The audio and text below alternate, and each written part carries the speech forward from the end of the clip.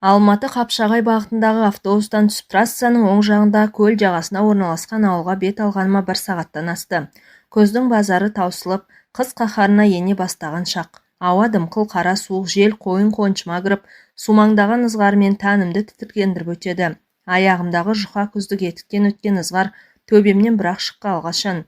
Жел өңменнен итеріп әрбір қадамды қиындатқанмен тұрмай қатты өріп түйіп тастаған шашымды тарқатуға әлі жетпегеніне ызаланғандай бұйралаған кекілімді жыла тартып ызғар маңдайымды жарып барады. Ал менің жанымда, жүрегімде, қанымда әйтеуір шашымнан башпайларыма дейін тараған мөп-мөлдір сезім бар. Бұрқырап ақ көбігін шашып үлкенді-кішілі қойтастарды таранып, көбігі шашырап бұлқына аққан тау бұлағындай сағыныш бар. Себебі мен бүгін түрмедегі досыммен кездесуге келемін. Ол менің жаңадан қосылған күйеуім ғана емес, мен үшін дүниеде бар жалғыз еркек. Мен сүйген, мен пір тұтатын жалғыз адам. Менің тек жүрегім ғана емес, бойымдағы бар клеткам досым деп соғатындай. Оны 3 жылға соттады. Бұзақылық бабы бойынша дейді. Ал қылмыстық істе дерегі милицияны итеріп жіберген үшін. Досымға трамвайда кездескен милицияның үстінде арнаулы киімі де болмаған, куәлігінде көрсетпеген. Аялдамасына келіп түспекші болған досымның алдын кес-кестегенде оны итеріп жібергені шын. Бірақ қарға-қарғаның көзін шұқушым еді. Сот милицияның, мен милиция қызметкерімін деп ескертемін, сонда да ол маған қол көтерді дегеніне сеніпті. Ал досым болса ол айтқан жоқ, мен неге ұстамақ болғанына түсінбей итеріп жібергенім шын дейді. 3 жыл түрмеге кететінді білгенде ұру деген бұлай болады деп мұрнының быт-шытын шығарар едім дейді. Заңнан алыс 23-ке жаңа толған мен үшін досымның не үшін аяқ астынан 3 жылға сотталып кете барғаны түсініксіз күйінде қалды. Әйтеуір досымның кінәсіз екенін білемін. Ол керек десе шыбынды да өлтірмейді. Олар да Құдай жаратқан тіршілік иесі деп үйден ұстап алған шыбынды өлтірмей сыртқа ұшырып жіберетін. Сөйтіп досым түрмеде отыр, тағдыр басқа салмасын, амалың жоқ. Басында 15 күнге қамайды, шашын алып тастайды дегенде тақырбас күйінде көршілерге пәтер иесі Татарка апайымызға қалай көрінесің, ятай деп ағыл-тегіл жылаған едім. Қасымнан бір жеңіл машина өте шықты. Тоқтаған жоқ. Адамгершілік деген жоқ қой осы күнгі адамдарда. Тоқтап ала кетсе қайтеді. Мына байқұс келіншек ауыр сумкалармен келе жатыр екен. Жолай ала кетейін. Көл жағасындағы ауылға дейін әлі 5-6 шақырым бар деп жанашырлық танытса тағынан түсіп қалатындай. Бірақ бір ауылдың адамдарының трассадан түсіп қалып, жалпы режимде зонаға алған адамдарға еттері үйреніп кеткен шығар. Әрине, жақын жердегілер машиналармен, ақшасы барлар такси жалдап шұбырып жатады. Бұл бізде отырғандардың ішінде Қазақстанның қай түкпірінен сотталғандар жоқ дейсің. Әрине, мен машинаны қол көтеріп тоқтатқан жоқпын. Ақша сұрасақ айтем, менің қайтар жолға автобусқа ғана төлейтін ақшам бар. Бұл свидания 3 күндік. Жұмыстан 3 күнге ақысыз демалыс алғанмын. Себебі бұл свидания 3 ай сайын ғана беріледі. Қызық, сотталған жақын адамдармен кездесетін бұл кездесуді ауылдан келген кемпір шалдарға дейін свидания дейді. Мен бірінші рет осында отырған күйеуіммен кездесуге келдім десем, онша түсінікті емес секілді. Бір шал краткосрочный ма 3 күндікке ме дейді. Бұл жерде көбіне орыс халқы жұмыс істейді екен. Жиі араласқан халық бір-бірінің сөз байлығын байытады деуші еді, солар шығар деймін. Менің де аузыма свидания сөзі тез түсетін болды. Жақындар түрмеде отырмағандар свидания сөзін қыз бен жігіт арасындағы кездесу деп түсінеді анық. Көкшетаудағы ата-енем бізде барайық, жақындағанда айт деп еді. Оларға сіздер әйнек арқылы телефонмен сөйлесетін 2 сағаттық свиданияға келесіздер. Бұған өзім барайын деп үнсіз келісті. Бұл кездесуге менің оңаша келуім керек екенін түсінбейді ме? Өздері жас болмағандай ма деп ойладым. Пәтер иесінен қарызға ақша сұрап алдым. Мына сумкалардың іші толған дәмді тамақтар. Досым екеумізге 3 күнге жетеді. Аяулы жаныма осы мүмкіншілікті пайдаланып 3 күн қолымнан келгенше жұмақ орнатпақшымын. Сол 3 күннің жылуы, шуағы, қалдырған ізі біздің сағынышымызды басып, сол 3 күнде сүйіктіммен татқан дәмім, алған ләззатының қуаты, шырыны, күшті жарығы бәрі бізге көп уақытқа жетеді. Біздің бір-бірімізге деген сөнбес сезімімізді дәлелдейді. Осы қиыншылық уақытты тезірек өткізіп, артқа тастауға көмектеседі. Алдағы күндерге деген сенімімізді нығайтады. Досымды оның құшағын аңсаған кезде, оның ыстық құшағын сағынып төсекте өз жан тәнімен арпалысқан сәттерде жанға қуат, көңілге медеу болады. Олар бірге болайық, не үйленейік, не әртүрлі айла шарғымен коллекция үшін бірге болғысы келетін еркектерге той тарс беріп, 1-2 күндік қызық іздеп, денемді көздерімен ішіп жеген еркектердің қастарынан тәкаппарлана басып өте шығуға көмектеседі. Мына жол әлі бітер емес. Ой, қандай қуаныш, қандай бақыт еді. Мен бүгін мен сүйетін, мені сүйген еркекпен кездесем, жаурағаным ештеңе етпейді.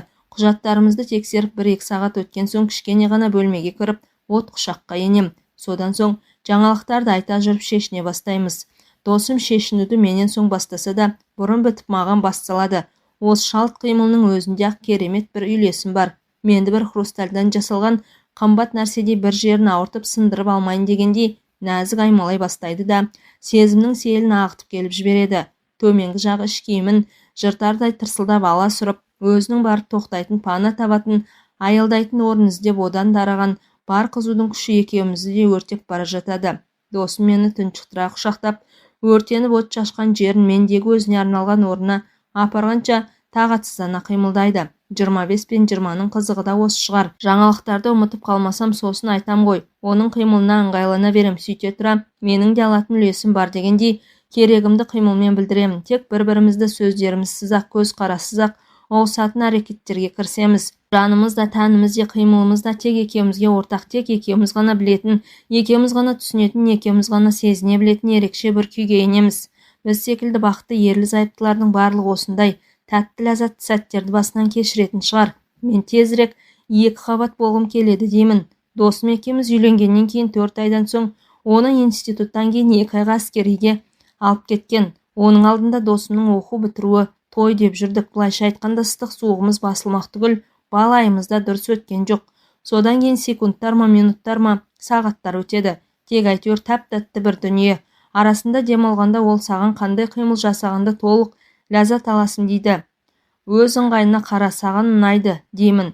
Бұл жағынан оның білімі көптеу екенін әйелдік бір сұңғылалықпен сезіп. Екеуміз бір-бірімізді сыйлап жатқандай жан-жағымен болсын бір-бірімізге жақсылықтар мен жағдай жасағымыз келеді. Алғашқы танысқан күннен бастап осындай сөйтетін адамның қалайша қылмыскер атанып түрмеде 3 жыл отыратыны таңым бар. Досымның осындағы туысқандарға араға біреулер салып сөйлесіп көрген екен. Көзі бақырайып өзінше діл марсыған ет жеңді қара қатын $3000 әкелсеңдер, условник срок берем депті. Арадағы кісі ата-енеме айтқан, $3000 шамамыз келмеді. Кредит алып, қарыз алып, $1,500 жинап берек десе, ол әйел, сендер не базарда отырсыңдар ма? Менің де жоғарыда беретін адамдарым бар, одан төмен болмайды депті. Бұл соңынан қой білгеніміз. Ал сот бітпестен бұрын досымға жолуға рұқсат сұрап, өтінішімізге қол қойдыра, енем екеуміз ол әйелдің қабылдауына кіргенбіз. Сонда сол сот әйел, ертең мен бауырсақ пісіріп әкелгенмін. Ауыз тиіңіздер, бүгін жұма ғой дегенде, енем кішіпейілі құдайға жараған жан екен деп жылшырай танытқан. Ал мен үлкен адамға жас қаншақтана қарап, мама, қандай жан екен көздері айтып тұрған жоқ па деген. Сөзімнің өзінен жалғандық пен өтірік сезіліп тұрғандай көрінген. Әрине ол кезде сұраған ақшасын бере алмайтынымызды білген жоқ еді. Сол бір алғашқы көрген сәттен ұнамаған. Жүрегім сезген екен. Біреудің бақытсыздығынан ақша байлық жинамақшы $3000.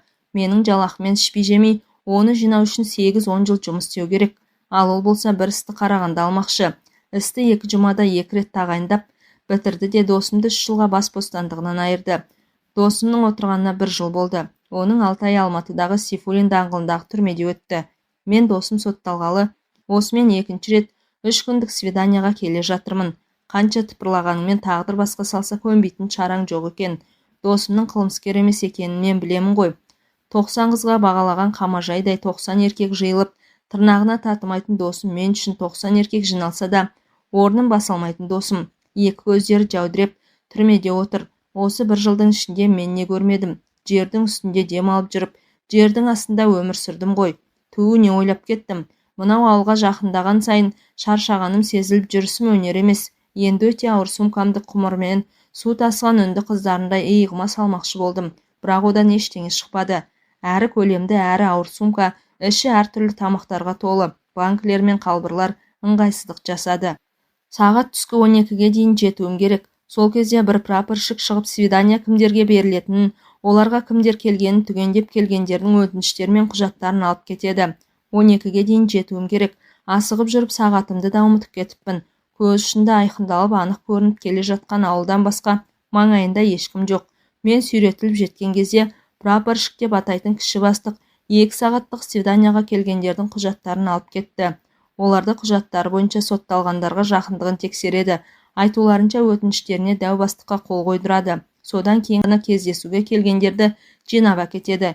Кейбіреулерге сотталғандардың бұзақылық жасап оларға жаза ретінде свиданиялерінің алынып тасталғаны айтылады. Басқа ештеңе түсіндірмейді. Сол кезде свиданияден қағылғандардың түрін көрсеңіз, ұлдармен күйеулерінің, бауырларымен кездесуге кең байтақ Қазақстанның түкпір-түкпірінен артынып-тартынып бірнеше күн жол азабын тартып келгенде, бар еңбектер далаға кеткендерін көргенде, не істерін білмей күрсініп, көздеріне жас толып, өздерін кінәлі адамдай сезініп, теріс айналады. Бір рет мен бұндай свиданиеде болғанмын. Жүгіріп барып досымның мойнына асылып, шашынан көзінен бас салып сүйе берсем ғой деп ойлағам. Мендегі сезім мен сағыныштың құдіреті түрменің тас қабырғаларын ертіп, анау далиып жатқан зона дарбазасының жоғарғы жағынан керілген, тоқ жүргізілген сымдарды бырт-бырт үзетіндей еді.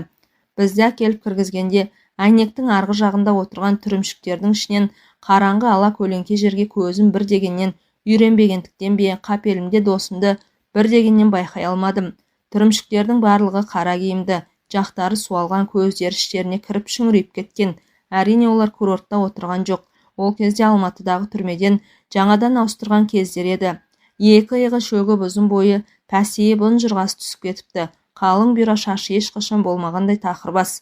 Бір-бірімізді байқап көздеріміз түйісіп, бір-бірімізге қарсы ұшар құстардай болып, қанаттарымызды қомдағанмен патша көңіліңді езіп жіберердей болған айналаға қарап тез сабамызға түскенбіз. Өз шегірткенің айғырындай бір тұтам шыңылтыр дауыс сары еркек свиданияның тәртібімен тағы қысқаша түсіндіруге кіріскен. Біз шарасыздықты түсінгендей, екеуміз әйнектің екі жағынан телефон трубкасын бірдей қолға алдық. Оның бұндай аянышты түрін көргенде-ақ көзім жасқа толған. Ол шарасынан төгілгелі тұрғандай болған. Жоқ, босамауым керек, мықты болуым керек деп ішімді өз-өзімнен қайрап тұрдым. Бостандықта денім сау, мен жыласам, адамның қоры болып түрмеде отырған ол не істейді деп. Телефон трубкасын қолына алғанмен тамағына бір нәрсе тұрып қалғандай. Бір дегеннен сөйлеп кете алмады. Мен де неден бастарымды білмегем. Бар ойым көз жасымды төкпеу. Ұзақ үнсіз тұрған ол тамағына келген бір нәрсені ұзақ жұтынып тұрып, жаным деді. Осы-ақ екен. Менің жанарымда тұрып қалған моншақтар фонтанша атқылап келе берді. Бода-бода шығып, жылап өзімді тоқтата алар емеспін. Оның осы бір ауыз сөзінде мен тілме жеткізе бере алмас. Тек екі адамға ғана түсінікті бірін-бірін көзбен ұғар сезімдер тасқыны да, сарғайып аңсатқан сағыныштар, көзгі жапырақтай қалтыраған, ертеңгі күнге үміт те қор болып темір тор ішінде өтіп жатқан қайран 25-нің күндерінен алада қолынан ештеңе келмес шарасыз адамның өкініші де бәрі сыйып кеткендей еді. Оның көздерінен жаным көкем шыда мықты едің ғой, бұл әлі тез өтіп шығады, күт мені, сені әлі бақытты етемін деп айтып тұрғандай. Мен бе мықтысы айтады-ау, 3 жыл ауызбен айтуға ғана оңай. 1 жылдың 365 күні мен түні бар. Менің аяулы адамымсыз өтіп жатқан жағымсыз күндер мен қызықсыз түндер ғой ол. Өшімді көз жасымнан алғандай біраз жылап алып солқылдап барып әрең басылдым. Ішімнен бір құшақтап мауқымды басып сүйе алмаған бұндай свиданиясы құрсын дедім. Ойым бөлініп кетті. Қасыма келген ақ жаулықты әйел сағат сұрады. Жоқ екенін айттым. Қызық, өз жап-жас өзі ақ жаулық тартып алған. Свиданияға келгендердің жиналып отыратын жері осы бір бөлмелі үйшік, онша үлкен емес. Осы жерде әркім өз шаруаларын бітіріп кеткенше бір кіріп бір шығып жүріп алады. Жағалай ағаштан жасалған үлкен сәкілер қойылған. Әлгі әйел қасымнан кете қоймады. Сіңілім, сен бұрын свиданияда болып бедің, иә? Айтып берші деп қасыма отыра қалды. Не айтам? Бірнеше бөлме, біреулерге ата-аналары, біреулерге әйелдері, тіпті балалармен келеді. Бөлек тамақ істейтін ас үйі бар. Онда неше түрлі ыдыс-аяқ, нан жазатын оқтайы мен тақтайына дейін бар дедім. Бұрын кездесуге келмеген оған қарағанда бір рет болса да болған мен тәжірибелілеу екенмін. Өткен жол ыдыстарда не алу, не алмау керек екенін шамалығам. Менің әңгімеге жоқ екенімді байқады ма, әлгі әйел сыртқа шығып кетті. Иә, ол жолы свиданияға келгенімде 7-8 бөлменің біреуі бізге бұйырған. Ішке кіре сала қауышқан құшақтарымыз 2 сағаттан кейін әрең жазылды. Досымға келген тамақтар мен киімдер бір жақта қалды. Мен досымға, сен жақсы көретін тұшпара жасап әкелдім, мен тамақ пісірейін деймін. Ол, сенен басқа ештеңе керек емес, ешқайда жібермеймін дейді. Солай қоштасып, аймаласқан күйі отыра берер медік. Біреу есікті түртті. Есіктері кілттенбейді. Тұруға тура келді. Қазақ кемпір екен. Қызым, аздап чеснок ащы қиярың бар ма? Балам сондайлар жегісі келеді екен. Ал біздің ауылда ет пен майдан басқа не болушы еді деді. Қапаланған түрмен ақталғандай болып. Алыңыз апа, алыңыз деп сумкамның ішін ақтарып тастадым. Риза болған кемпірін айналсоқтап, үйленгенсіңдер ме? Жап-жассыңдар ғой. Балам, маңдайыңның бағы бар екен. Мынандай періште түрмеге артыңнан іздеп келіп жүрген. Менің келінім түрме адамды бұзбаса түземейді деп, баламның келісімінсіз ажырасып, 2 немеремді алып кетіп қалған деп, рахметін жаудырған кемпір кемсеңдеген күйі шығып кетті. Қайран ана, ол кеткен соң, ол анамның мұңы да бізге ауысқандай бір түрлі күйде отырып қалдық. Досымды құшақтап, жаным, мен сенімен ешқашан ажыраспаймын. 3 жыл емес, 30 жыл болса да күтем. Сезімімізге селкеу түсірмей күтемін, көкем, дедім. Темір торлы терезе әйнегінің бір шеті сынған екен. Досым оны бітеп одеяломен жауып келді. Бөлме іші суық екен, азынап тұр, жаңа байқадым. Мен ыстық тамақ дайындамақ болып едім. Ол кейін деп бас шайқады. Өзі дәретханаға кетті. Мен қызарып, бетімнің ысы бастағанын сездім. Неге ол мені құшағына алып аялап, сонша ұзақ отырды деп ойладым. Мен тіпті маужырап ұйықтап кете жаздадым ғой. Жаңа кемпір келмегенде, әлде түнімен тамақтар әзірлеп ұйықтамағандықтан ба? Досым келісімен кроваттағы төсекті жерге салды. Николай патша заманынан қалған ба, темір кроваттың сеткасы ішіне түсіп кеткенін, қозғалған сайын шиқ-шиқ етіп ойбайлап қоя беретінін мен де келісімен байқағам. Қазы, сыр, тағы басқа тамақтарды тіліп әзірлеп жатқан маған қарап, келші жаным, келші деп төсекке шақырды. Жаңа ғана тай-тай басып жүрген сәбиін шақырғандай қуана қиыла шақырады. Мен қасына келгенде құшақтап тұрып шешіндіре бастады. Көңілім ояу болғанмен көздерім жұмылып, буындарымнан әл кетіп барады. Ол менің шашымның әр талынан бастап, асықпай кеудемді жалаңаштады. Өртеніп бара жатсам да маған бойың үйренді ме деді. Менің балқып бара жатқан денеммен оның тұманда да бастаған санама жеткені, оның бағанадан бері маған бас салмай күткені, бойы үйренсін деген екен ғой. Үйленгеннен кейін оңаша қалса болды. Мені жатырқап қалдым екен деген ғой. Әрине, мен күйеуге шыққан досыммен қазіргі көріп отырған досымым екі түрлі адамдай. Жағы суалып, қара торы жүзі қап-қара болып түтігіп кеткен. Салқында аязда жұмыс істегендіктен шығар. Көздері үлкейіп, өткірленіп, адамға қатаң қадала қарайтын шығарыпты. Я, мен осында келгелі, мұрным бір жағымсыз күлімсі иісті сезген. Түтінге ысталған бөлмеден бе, ондағы төсек орнынан ба, керек десең ол иіс досымның киімдерінен де, керек десең оның денесінен де шығатын секілді. Әйтеуір көзге көрінбейтін бір нәрселер адамды тартындырады. Мына жерге 100% араласып кете алмай тұрғанын ол сезген екен. Жаным менің, пірім менің. Жасы менен көп үлкен болса да, әйелдің еркектің мысы басып тұрғаны қандай жақсы. Тізерлеп алдыма тұрып, кеше баняға түскенбіз деп, қару қолдар төменгі жақтағы киімдерді шеше бастады. Құшақтап бетімнен сүйіп жатыр. Басында не істесе де өзі білсін деп тұрған мен, әлі алып әрі қытығым келіп, әрі тезірек оның құшағына тезірек ену үшін, сүйген әйел еркектің бауырындағы сазандай болып шоршып шаншылып жатса, еркектерге арман бар мекен. Мен де тізерлеп отыра кетіп, төсінде оның төсіне басуым мұң екен, таныс сезім екеумізді иіріміне үйіріп әкетті. Мынау қолын дененің сонша іңкәрлікпен күткен тойы басталды. Азынаған бөлме, астымызда бұдыр-бұдыр матрас емес, тек құс жастықта жатқандаймын.